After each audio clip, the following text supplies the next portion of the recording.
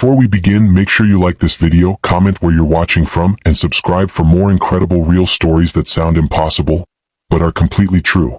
Because this story begins inside a medical conference hall where some of the world's most respected eye surgeons were about to dismiss a presentation they believed bordered on fantasy.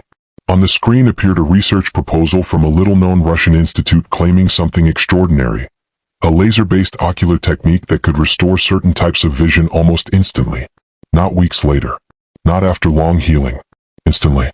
The room reacted exactly how you'd expect, with folded arms, skeptical looks, and quiet laughter. For decades, ophthalmology had operated on one unbreakable principle. Vision recovery takes time. Even advanced procedures like LASIK required careful reshaping and recovery periods. Biology simply doesn't flip like a switch. So when the Russian report described ultra-fast pulsed laser correction guided by continuous optical feedback and neurocompatible timing patterns, many surgeons assumed it was theoretical at best, exaggerated at worst. Some dismissed it outright. Others joked privately that the claim sounded more like experimental science fiction than legitimate surgical science. Yet something about the documentation refused to disappear. The diagrams were unusually precise. The pulse timing equations checked out mathematically. And hidden deep within the clinical appendix were patient logs from a regional hospital showing individuals with severe corneal distortions reading eye charts immediately after treatment. That single word, immediately, kept resurfacing in discussions. Nobody believed it fully. But nobody could explain it away either.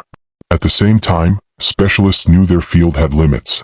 While many vision problems were treatable, complex corneal scarring, irregular post-surgical surfaces, and rare distortion syndromes often resisted even the best modern techniques. Recovery could be slow, incomplete, or unpredictable. So eventually, partly out of professional skepticism and partly out of scientific curiosity, a small international delegation agreed to observe the Russian system firsthand. Their goal wasn't to validate it. Their goal was to find the flaw.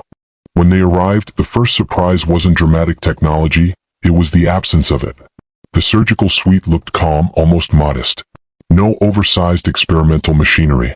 Just a compact laser system connected to an unusually powerful real-time imaging module. The Russian engineers explained that the innovation wasn't about stronger lasers. It was about smarter sequencing. Instead of performing a single calculated correction, the system constantly scanned the cornea, fired microscopic pulses, measured the response instantly, and recalculated thousands of times per second. Still unconvinced, the visiting surgeons requested a live patient demonstration. A middle-aged engineer was brought in, suffering from long-standing visual distortion after trauma years earlier. Multiple prior surgeries abroad had failed. His baseline test that morning barely allowed him to read the largest letters on the chart. To the observers, he represented exactly the type of difficult case where exaggerated claims usually collapse. The procedure began almost anticlimactically. The system mapped the eye in real time, displaying a shifting topographic model that updated continuously as the patient's tissue micromovements were analyzed.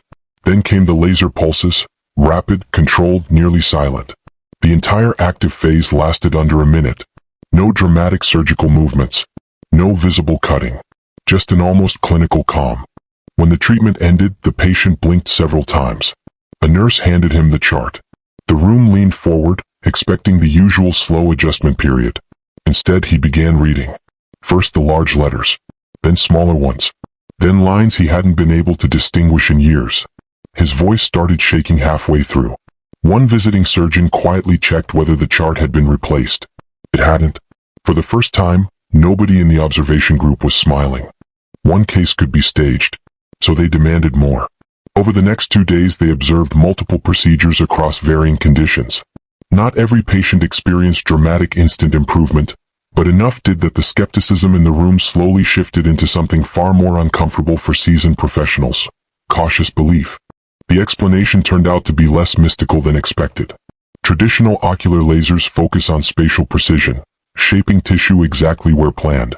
The Russian approach emphasized temporal precision. Pulses were delivered in ultra-optimized microintervals designed to align with how corneal fibers naturally dissipate thermal stress.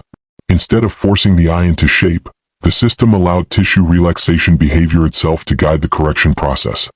Ironically, elements of this timing-based theory had existed in academic optical modeling for years. Most institutions abandoned it because the computational load required real-time recalculation far exceeded practical surgical hardware. The breakthrough here wasn't brute force machinery, it was highly efficient adaptive software capable of recalculating tissue response continuously during the procedure.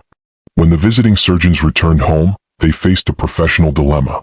Public endorsement risked reputational damage if the technique later failed validation. But ignoring what they had witnessed felt equally irresponsible. Quietly, pilot collaborations began. Independent trials were organized. Safety protocols were intensified. And slowly, cautiously, peer-reviewed confirmations began appearing. Within a few years, the method didn't replace conventional eye surgery, but it changed how specialists approached the most difficult corneal cases. Hospitals that once mocked the concept began integrating timing-based pulse logic into their own laser platforms. Not copying the machine itself, but adopting the underlying principle. That biological tissue correction is not just about where energy is applied, but when. For patients, the most powerful impact wasn't technical, it was emotional. Individuals who had spent years adapting to blurred or distorted vision sometimes experienced clarity returning far faster than they ever expected. Some laughed in disbelief. Some cried openly. Others sat silent, overwhelmed by the sudden sharpness of a world they thought they'd lost permanently. Years later, one of the surgeons who had originally laughed at the proposal admitted publicly that the experience permanently changed how he evaluates unconventional research. Innovation, he said, rarely announces itself politely, and sometimes the breakthrough that sounds the most unrealistic is simply the one developed outside familiar institutions. If this story surprised you, make sure to like the video, comment your country below, and subscribe for more unbelievable real-world discoveries and hidden breakthroughs. Because the next impossible story might already be real.